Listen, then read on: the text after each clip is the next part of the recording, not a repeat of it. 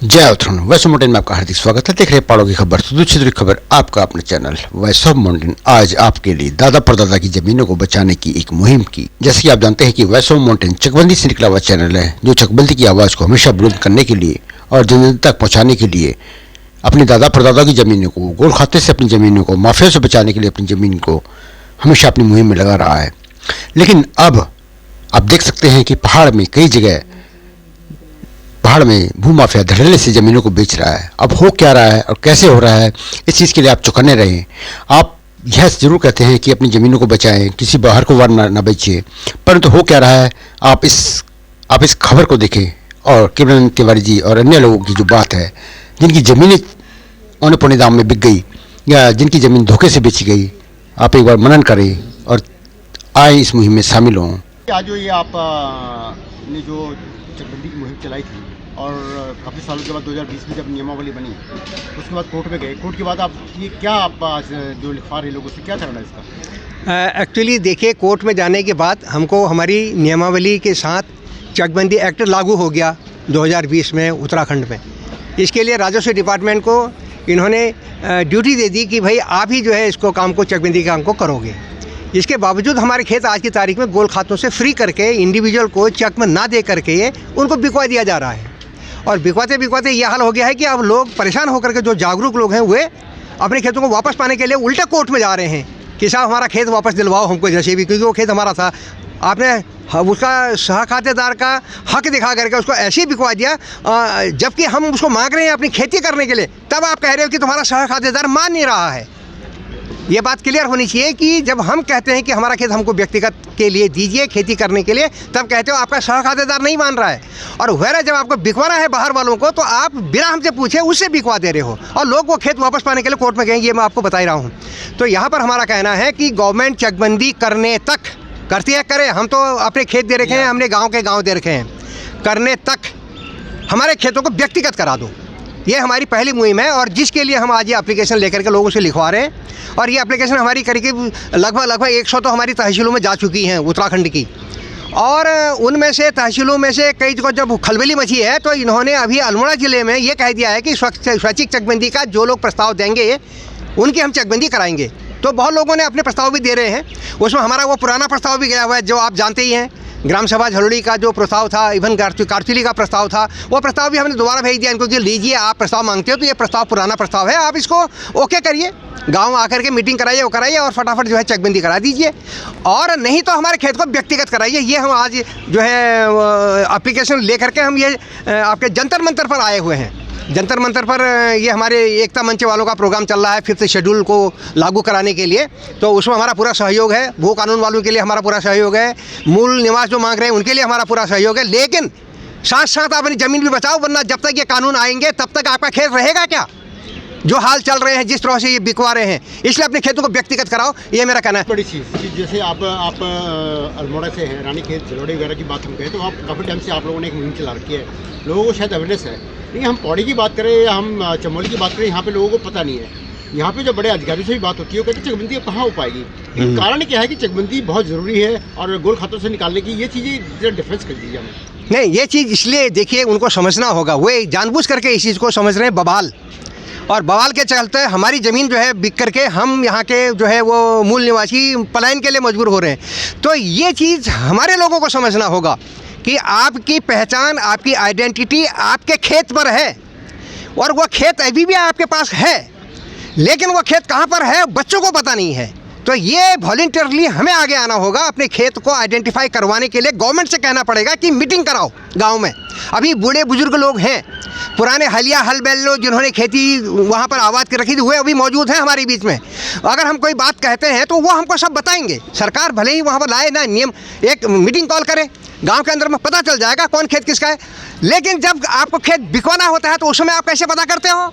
मालिक को तो पता नहीं है, आप 1-1 इंच ज़मीन उसकी निकाल करके बिकवा दे रहे हो। जब वो मांग रहा है तो उसमें आप कैसे कह सकते हो कि साहब हमको खेत मालूम नहीं है? तो खेत मालूम करिए आप, क्योंकि ये नीड है आज के टाइम पर। वरना ये आदमियों को ये भी पता नहीं है कि इनका खेत पहाड़ में कहाँ है, क्या है। तो क्या इसको आप ऐसे बर्बाद होने दोगे? बर्बाद नहीं, आप उसको भूमाफियों को बेच रहे हो। आपका इसके पीछे दूसरा इंटरेस्ट है, इसलिए आपको इसमें आगे आना होगा। सर ये इसका जो उदाहरण अभी आपके साथ बैठे हुए शख्स हैं, इनसे भी जरा पूछे कि इनकी ज़मीन कैसे गई, क्या था मतलब इसका कारण, किस तरह से अभी इन्होंने ये मुहिम चलाई है, तो ये मुहिम के लिए हमें चकबंदी वालों को आगे आना पड़ रहा है। हाँ, बहुत सही कहा आपने। मैं आपके ग्राम सभा झलोड़ी रानीखेत तहसील के हमारे एक क्या कहते हैं यंग एनर्जेटिक आदमी यहाँ हैं, ये बताएंगे इनका खेत बिका और ये कैसे कोर्ट में दोबारा उस खेत को वापस लेने के लिए गए हैं।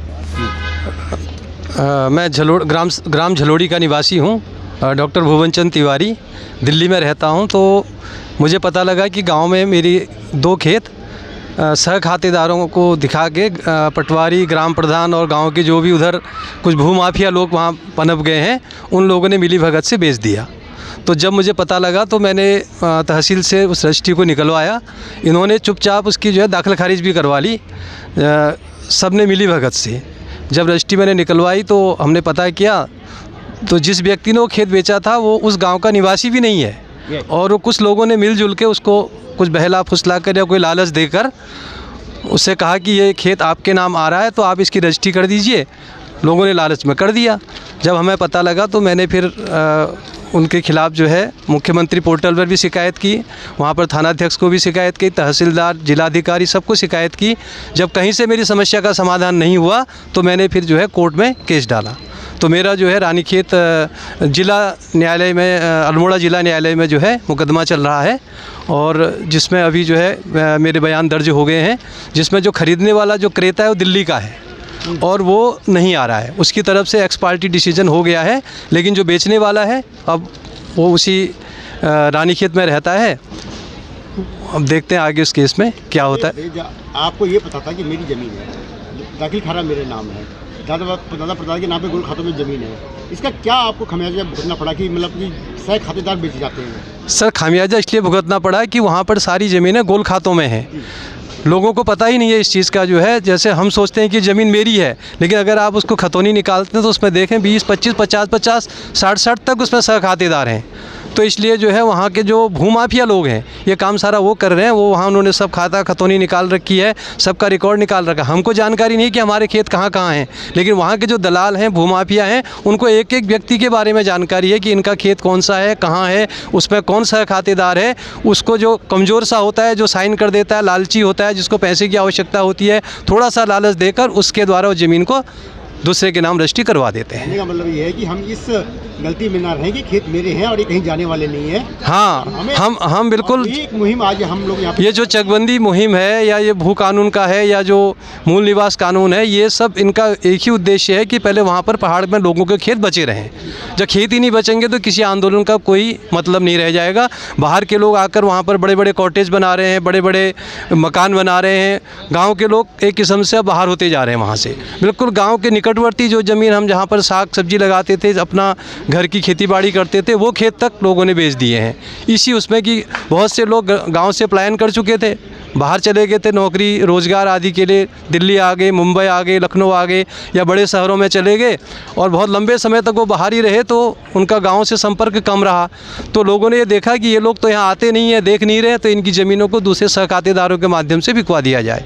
तो ये जो चकबंदी मुहिम है या जो भी ये मुहिम चल रही है, इसका उद्देश्य ये है कि लोगों के खेतों को बचाया जाए और उन खेतों को गोल खातों से निकालकर, अगर वो चकबंदी नहीं कर रहे हैं तो अगर शासन उसमें अक्षम है या उनको नहीं करना है, उनकी मंशा नहीं है चकबंदी करने की, तो कम से कम लोगों की ज़मीन को उनकी व्यक्तिगत नाम से कर दी जाए, ताकि जो लोग बाहर भी हैं तो उनकी ज़मीन पहाड़ों में सुरक्षित रहे। जब भी वो जाना चाहें तो अपनी ज़मीन पर अपना कब्जा लेके जो भी कार्य वो करना चाहें उसको कर सकते हैं। अब आप क्या कहना चाहेंगे इसमें कि मतलब कि जो ज़मीनें मतलब हम लोगों की जो शहरों में रह रहे हैं, बॉम्बे रह रहे हैं या बाहर रह रहे हैं, कि हमारी ज़मीनें एक दिन हम जाएंगे पहाड़ में अपनी ऐश करनी है, ये गलती कर रहे हैं ना वो, इस गलती को कैसे सुधारा जाए? हाँ, नहीं, ये बहुत अच्छा क्वेश्चन आपका। लोगों का ये कॉन्सेप्ट जो है टूटना पड़ेगा, क्योंकि ज़मीन होगी तो तभी आप वापस जा पाओगे, वरना वहाँ आपको खुद पता नहीं आज की तारीख में आपका खेत कहाँ है। तो आपका खेत पहले व्यक्तिगत कराओ। जो उनका सोचना है कि हमारी ज़मीन तो वहाँ है ही और हम जब ज़रूरत होगी हम तब चले जाएंगे, वो जब तक आप जाओगे तब तक वहाँ खेत नहीं मिलेंगे। जो ट्रेंड अभी चल रहा है ये ज़मीनों को बिकवाने का, और इन्होंने जो है 2018 में जो भू कानून नया लाए हैं उसके अंदर तो इन्होंने अब वैसे व्यक्तिगत आदमी को अपनी ज़मीन के लिए उसको ज़्यादा नहीं कह रहे हैं, वो 1.5 नाली 1.25 नाली के करीब यानी 2500 स्क्वायर फीट ज़मीन उसको मिलनी चाहिए। ठीक है, आप 2500 स्क्वायर फीट ज़मीन उनको दीजिए, लेकिन 2500 के नाम पर वो कितने 2500 वो एक ही आदमी अपना कब्जा करके बैठा हुआ है ना। परिवार के सभी सदस्यों के नाम उन्होंने जमीनें ले रखी, अलग अलग परिवार के, बेटे के नाम, बहू के नाम, अपने यहाँ तक नाम, कुत्ता पत्नी के बिल्ली नाम, के नाम तक भी उन लोगों ने अपनी ज़मीनें जो है करवा ली हैं। तो ऐसे हालात में हमारे लोगों को ये जागना पड़ेगा कि आप अपना खेत तुरंत व्यक्तिगत कराइए, और व्यक्तिगत जब होगा, व्यक्तिगत अगर है आपका खेत तो आप उसको अदल बदल भी कर सकते हो, थर्ड पर्सन आपका कोई ऑब्जेक्शन नहीं करेगा। आज की तारीख में हमने अपना खेत दिया आपको, और जब हमने दिया तो मेरे भाई ने कह दिया कि आपने क्यों दिया वो खेत उनको, वो खेत में तो मेरा भी हक है।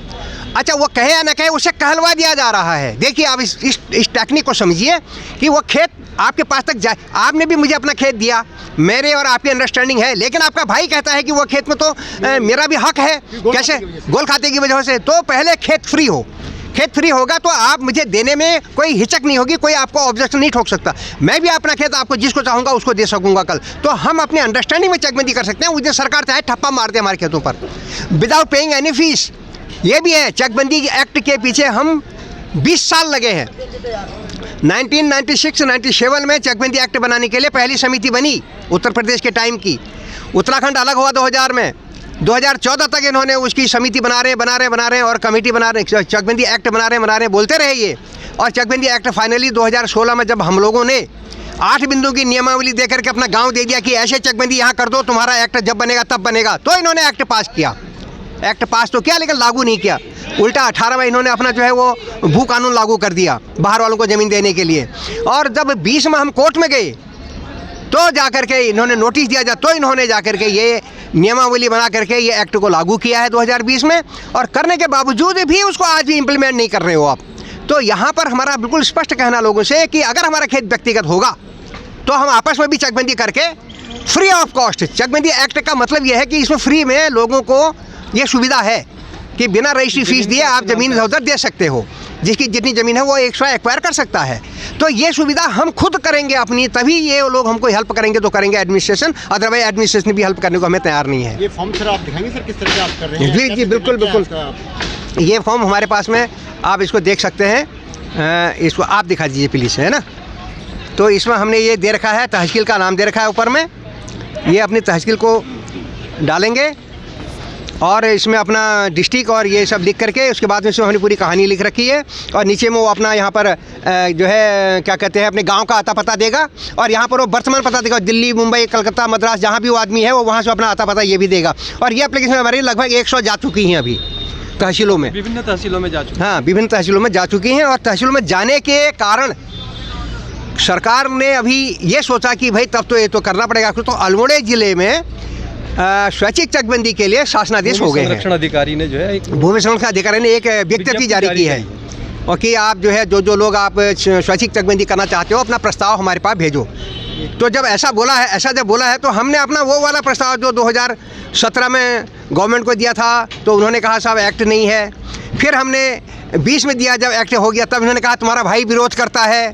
तो आज हमने फिर दे दिया है कि अगर चाहिए तो लो, इसको कर लो, वरना हमारा खेत तो व्यक्तिगत आपको करना ही करना है। हिंदी को लेके क्या कहना चाहेंगे? जिस तरह से 1982 से गणेश सिंह गरीब जी चल रही थी और 1996 से हम कहें तिवारी जी इस पर लगे हुए हैं, और एक जिस तरह से हम मुहिम चल रही है कि हमारे यहाँ अगर रिवर्स प्लान हो सकता है तो शायद हमारी जो बिक्री खेती की जगह होगी तो उससे हम शायद खेती कर पाए। इसमें क्या कहना?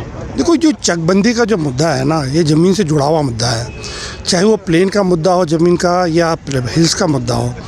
लेकिन हिल्स के मामले में ज़्यादा इम्पॉर्टेंट बन जाता है। हिल्स में जिस तरह से वहाँ पर खेत बटे हुए रहते हैं उस तरह से जो वहाँ पर जो उनकी प्रोडक्टिविटी है वो इस तरह से आ नहीं पाती है। तो ये जो चकबंदी का जो मुद्दा है ये अभी का नहीं, ये बहुत पुराना मुद्दा आ रहा है। और ये गणेश जी जो आप बता रहे हैं गरीब जी, ये बहुत पुराने समय से उन्होंने अपने गाँव से चकबंदी चालू करी थी और लोगों को उन्होंने कह सकते हैं कि एक एग्जाम्पल के तौर पर लोगों को कन्विंस करा था, और ये कहते हुए कि भाई तुम मेरी ज़मीन ले लो, प्रोडक्टिव ज़मीन ले लो। और उन्होंने अनफर्टाइल लैंड को प्रोडक्टिविटी में लेकर और अच्छा सा चक बना के लोगों को दिखाया था। उन्होंने काफ़ी लंबी लड़ाई लड़ी थी, काफ़ी हद तक वो सक्सेस भी हुए थे। उस समय की यूपी की सरकार थी, यूपी की सरकार में जब तिवारी जी थे, कई लोग थे उनकी बातों से मानते थे और उन्होंने उस पर कार्रवाई भी करी थी। बट दुर्भाग्य से रहा जब ये उत्तराखंड हमारा राज्य बना और उस समय जितने भी हमारे वहाँ के जो नेता लोग हैं उन्होंने इसके ऊपर जो भी काम करा था वो सिर्फ एक किस्म से कहते हैं कि कागज़ों में कार्रवाई की हुई है, एक भाषणबाजी हुई है। हरीश रावत जी की सरकार थी, उन्होंने एक्ट लेके आए, चकबंदी पर एक्ट आए, उसके बाद फिर जो नई सरकार आई उन्होंने रूल्स भी कुछ बनाए हैं, लेकिन वो फिर ब्यूरोक्रेटिक सेटअप पर बंद होकर रखे हैं। जहाँ तक आज की सवाल है, आज के सवाल पर हमें ये लगता है कि जो भू कानून से जुड़कर जो मुद्दा है वो इतना मुद्दा तो इम्पॉर्टेंट है, लेकिन उससे ज़्यादा मुद्दा हम लोगों को वहाँ पर चकबंदी के ऊपर लेके चलना चाहिए और लोगों को उस पर मोबिलाइजेशन के साथ साथ जो हमारे इंस्टीट्यूशंस है, चाहे वो ब्यूरोक्रेट्स, चाहे वो हमारे एग्जीक्यूटिव्स हो, चाहे हमारी जुडिशरी हो, उसके बेस पर ये हमें चकबंदी पर ही एम्फेसाइज करना चाहिए। सर मैं एक चीज़ कहना चाहूँगा कि हिमाचल को लेगी और उत्तराखंड को भी लेगी। हिमाचल में परिवार ने भी अपने डंडे की जोर पे वहाँ चकबंदी कराई, जिसको आज वहाँ पजामा कहते हैं। वहाँ के जो युवा है वो उसको भगवान मानते हैं। हमारे यहाँ नेता क्यों नहीं हो पाएगी, उनको चकबंदी समझ नहीं आ रही। देखो हम जब कभी भी हिमाचल का मॉडल को कंपेयर करते हैं तो हिमाचल की और उत्तराखंड की परिस्थिति लगभग सेम थी और सेम है, इसमें कोई दो राय नहीं है। लेकिन हिमाचल की परिस्थिति में क्या रहा कि जब परमार साहब थे उन्होंने कुछ ऐसे रूल्स एंड रेगुलेशन बना दिए थे कि भाई कि कोई भी आदमी बाहर से ज़मीन को नहीं खरीद पाता था। जबकि हमारे यहाँ क्या हुआ कि हमने एक लिमिट ऐसी बांधी है जिससे कि बाहर वालों को हमने एक विंडो दे दी थी, जिसके कारण से वो ज़मीन का जो है जो ट्रांजेक्शन से भी वो बाहर के आके लोग बसने लग गए और इतने अंधाधुंध लोग आके बस गए कि जो आज की तारीख में जो हिमाचल को हम किसी भी तरह से कंपेयर नहीं कर सकते। हम लोग बहुत पीछे जा चुके हैं। लेकिन फिर भी वो जो भू कानून वाली जो बात उठ के आ रही है कि जो वहाँ का निवासी है वही ज़मीन खरीदे, उससे ज़्यादा इम्पोर्टेंट हमारे को ये लगता है कि उसके साथ साथ चकबंदी का मुद्दा बहुत इंपॉर्टेंट है। मैं अगर अपने गांव में जाना चाहूँगा, कोई भी आदमी अगर गांव में जाना चाहेगा तो उस लैंड को प्रोडक्टिविटी कैसे बनाएगा जब तक कि उसके पास एक चक ना हो, उसकी लैंड फ्रेगमेंटेड लेवल पे हो। क्या वो प्लांटेशन करेगा, क्या वो वहाँ पर जो ऑर्गेनिक खेती करेगा। तो जब भी उसको कोई भी वहाँ पर फार्मिंग करनी हो, चाहे वो हॉर्टिकल्चर्स में जाए हो, जो फार्म में जा रहा हो, चाहे फार्मिंग में जा रहा हो, एक लैंड उसको चक में तो चाहिए। एक जगह पर कॉन्सोलिडेटेड चक मिल जाएगी तो उस हिसाब से वो एक बहुत अच्छा एक हम लोगों को मुद्दा बन सकता है कि जो हम बार बार कहते हैं रिवर्स माइग्रेशन में अगर मेरे को बोलो तो ये सबसे बड़ा मुद्दा आता है कि अगर मैं या मेरे जैसे लोग अगर दोबारा से गांव की तरफ जाने का सोचे भी तो ये बोलेंगे जाके करेंगे, घर में गांव में जाके करेंगे क्या। तो अगर मेरे को कहेंगे कि भाई कि जाके घर में खेती करेंगे तो मेरे को ज़मीन मिलेगी तो ज़रूर मैं खेती की तरफ अपना सोचूंगा, मैं अपने वहाँ पर इनपुट लगाऊंगा। आजकल तो बहुत अच्छी टेक्नोलॉजी बन चुकी है जिसका मैं यूज़ कर सकता हूँ, बट वही घूम फिर के बात आती है कि हमें चक पर बहुत ज़रूरी काम करने की ज़रूरत है।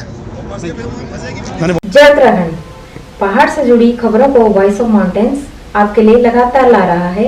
यदि आपने हमारा चैनल अभी तक सब्सक्राइब नहीं किया तो प्लीज सब्सक्राइब कीजिए, घंटी बजाइए, शेयर कीजिए, कमेंट्स कीजिए और लाइक जरूर कीजिए। देखते रहिए वॉइस ऑफ माउंटेन्स।